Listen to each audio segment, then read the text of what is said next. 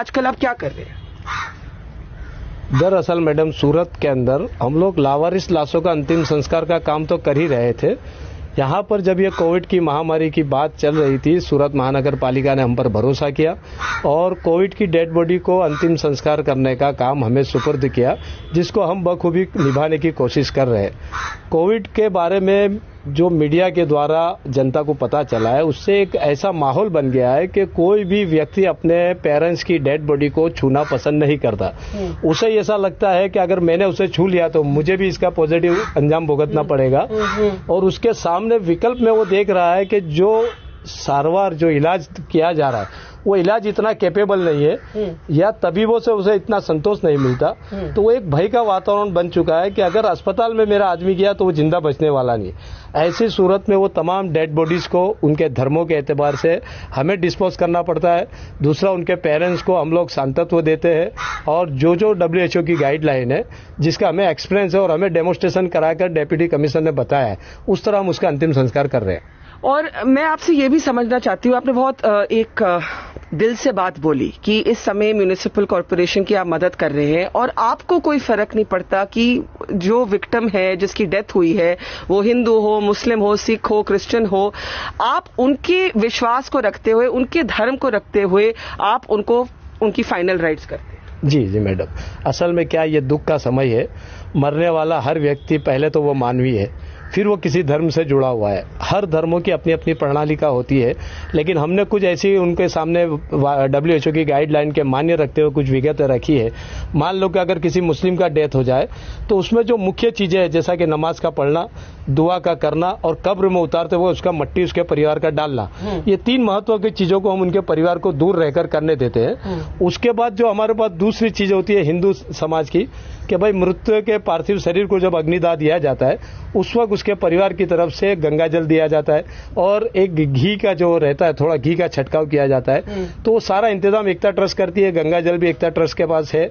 वो लोग, हमारे हिंदू भाइयों ने हमें दान में दिया है, वो तमाम गंगा जल की बोतल है। हम लोग हर डेड बॉडी को मुंह में गंगा जल पिलाते हैं, उसका फोटो गिराते हैं और उसके परिवार को देते हैं, और घी का एक छोटा डिब्बा अग्निदाह देते वक्त हम लोग उसके शरीर पर छिड़कते हैं। और आपको भगवान अल्लाह बहुत दुआ देगा, बहुत आपका भला हो कि आप ऐसा मतलब दिल से काम कर रहे हैं। लेकिन मैं आपसे जरूर पूछूंगी, आपको क्या डर नहीं लगता? मैडम, डर कर अब इस देश की सेवा तो हो नहीं सकती। इस वक्त देश को हमारी जरूरत है।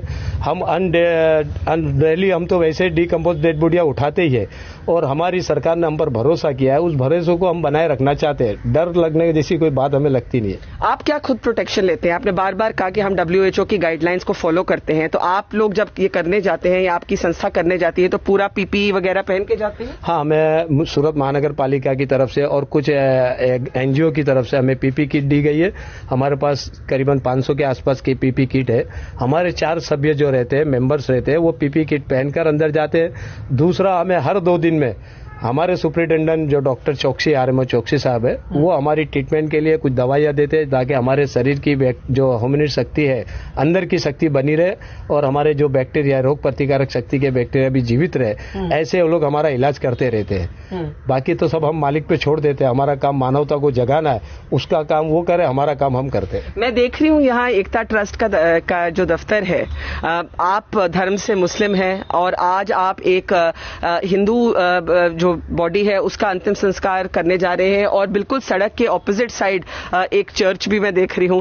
तो मुझे लगता है कि जहां पे भारत की बात आती है, वो एकता ट्रस्ट में यहाँ पे इसी दिन इनकैप्सुलेट हो गई है कि धर्म से ऊपर इंसानियत है, और जो लोग कोशिश करते हैं कि ऐसे वक्त पे भी हिंदू मुस्लिम के आधार पर लोगों को बांटना, आप उनका बिल्कुल ऑपोजिट रूप है।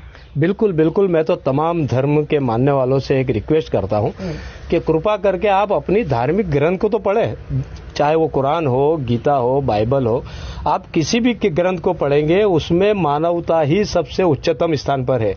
दुख की बात यह, विडम्बना इस बात की है कि हमारे धर्म के बनाने वालों ने या धर्म को संगरने वालों ने इस बात को जाहिर ही नहीं होने दिया, और जिसका दुष्परिणाम हम देख रहे हैं कि इस देश के अंदर धर्म को इतनी महत्वता दी गई, जबकि आज धर्म बिल्कुल बंद है।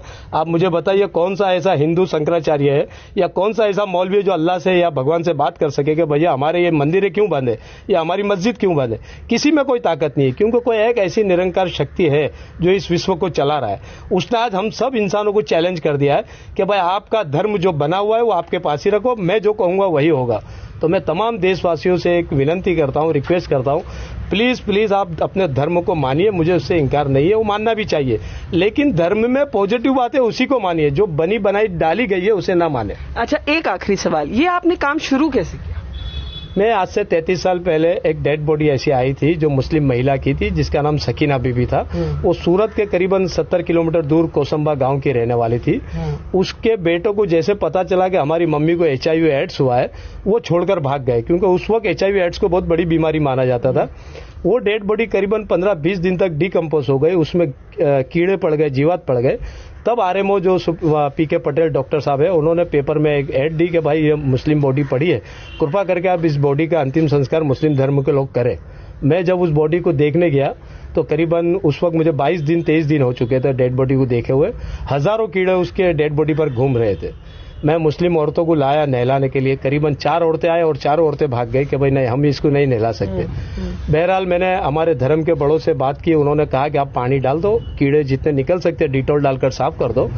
उस डेड बॉडी को जब हम लोग ने अंतिम संस्कार किया, दफन विधि की, उसके बाद रात को मुझे सोते वक्त एक अजीब सा सपना आया।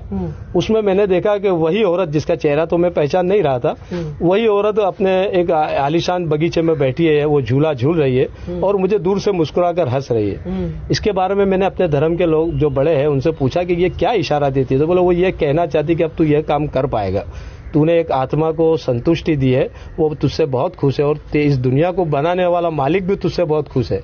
तो मुझे वहीं से फीलिंग शुरू हुई। और हमारे शफी भाई बिस्मिल्लाह होटल वाले, जो पिछले 50 सालों से उनके पिताजी भी ये काम कर रहे थे, मैंने उनका कांटेक्ट किया और उनसे बात की, तो उनको भी ये मेरा आइडिया अच्छा लगा कि नहीं भाई, इसके लिए एक NGO का होना चाहिए। और हिंदू मुस्लिम सब जो मेरे दोस्त लोग थे उनको बात की और NGO की शुरुआत हो गई। मैंने आपके दफ्तर में देखा कि आपके टेबल के पीछे हमारा झंडा है, और मुझे लगा कि मुझे आपको कहना चाहिए कि मेरे लिए आपसे बड़ा राष्ट्रवाद का कोई उदाहरण नहीं। जी मैडम, मैं तो ये नहीं समझ पा रहा हूँ कि राष्ट्रवाद किसी पक्ष में होता है या किसी इंसान के कहने से होता है। मैं ऐसा मानता हूँ कि हर मानवी को कर्म योद्धा होना चाहिए, वह अपने कर्म के जरिए अपने देश का भला करे और राष्ट्रवादी खुद ही कहलाएगा। किसी के सर्टिफिकेट बांटने से कभी राष्ट्रवाद बन नहीं सकता आदमी। मैं सिर्फ आपको सलाम दे सकती हूँ। Thank you. बहुत बहुत मेरी तरफ से सलाम, दुआ, शुक्रिया अदा, धन्यवाद कि आप ऐसे समय में एक इंसानियत के इतना बड़ा काम कर रहे हैं। धन्यवाद, thank you. And if we really want to learn a lesson, we should come here to the Ekta Trust. You can see all of the volunteers here, मेरे पीछे खड़े हैं, and they don't talk about Hindu, Muslim, Sikh, Isai. They simply provide that dignity in death at a time when even family members are not willing to do so. This is the most fiercely nationalist Indian that I have met in a long time, and I am humbled to meet him.